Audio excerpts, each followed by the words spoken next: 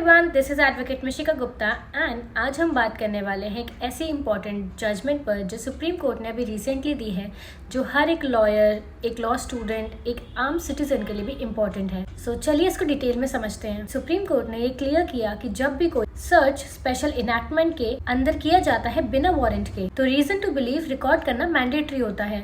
मतलब ऑफिसर को अपना रीजन लिखना होगा कि क्यों सर्च करना जरूरी है, किस बेसिस पर उन्हें लगता है कि वहाँ इंक्रिमिनेटिंग मटेरियल मिलेगा और क्यों बिना वारंट के सर्च करना अर्जेंट है। सिर्फ सस्पिशन या प्रिजम्पशन पर सर्च नहीं किया जा सकता। सेक्शन 165 ऑफ सीआरपीसी, जो अब सेक्शन 185 बीएनएसएस है, क्लियरली कहता है कि अगर बिना वारंट के सर्च हो रहा है तो ऑफिसर को रिटन रीजंस रिकॉर्ड करने चाहिए। और क्योंकि स्पेशल लॉज जैसे legal metrology act, income tax act, customs act, GST act, NDPS act etcetera सब सर्च एंड सीजर के लिए सीआरपीसी को मैंडेट करते हैं, इसीलिए ये रिक्वायरमेंट कंपलसरी है। बेंच थी justice JB Pardiwala and justice R Mahadevan की। केस था लीगल मेट्रोलॉजी एक्ट 2009 के अंडर। अथॉरिटीज ने बिना वारंट के एक वेयर हाउस में रेड करके आईटीसी लिमिटेड के 7,600 क्लासमेट ब्रांड के एक्सरसाइज बुक सीज कर लिए।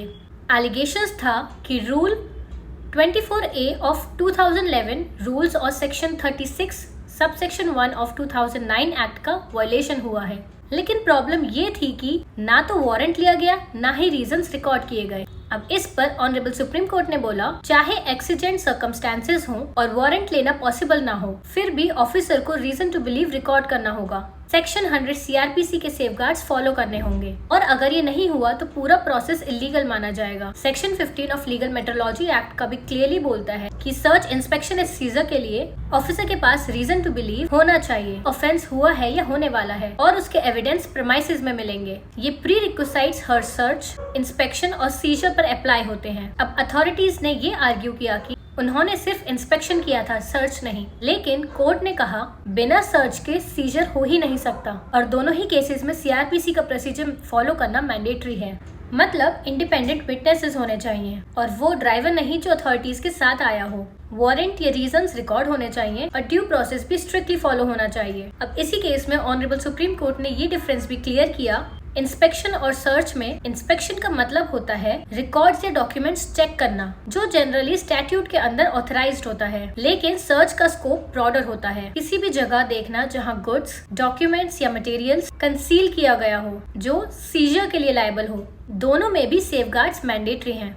इस केस में क्योंकि ना वारंट था, ना रीजंस रिकॉर्ड हुए, ना ही प्रॉपर विटनेसेस थे, कोर्ट ने बोला कि पूरा सर्च एंड सीजर का प्रोसेस इलीगल है और इसी वजह से हाई कोर्ट का डिवीजन बेंच ऑर्डर क्वैश कर दिया गया और सिंगल बेंच का ऑर्डर रिस्टोर कर दिया गया। सुप्रीम कोर्ट का एक डिसीजन एक रिमाइंडर है कि सर्च और सीजर का पावर बहुत ही सीरियस पावर है और इसका मिसयूज रोकने के लिए प्रोसीजरल सेफगार्ड्स बनाए गए हैं। ऑफिसर चाहे किसी भी स्पेशल लॉ के अंडर एक्शन लें, उन्हें सीआरपीसी के रूल्स को स्ट्रिक्टली फॉलो करना पड़ेगा, वरना पूरा एक्शन इलीगल माना जाएगा। इस केस का टाइटल था ITC limited versus state of Karnataka and others.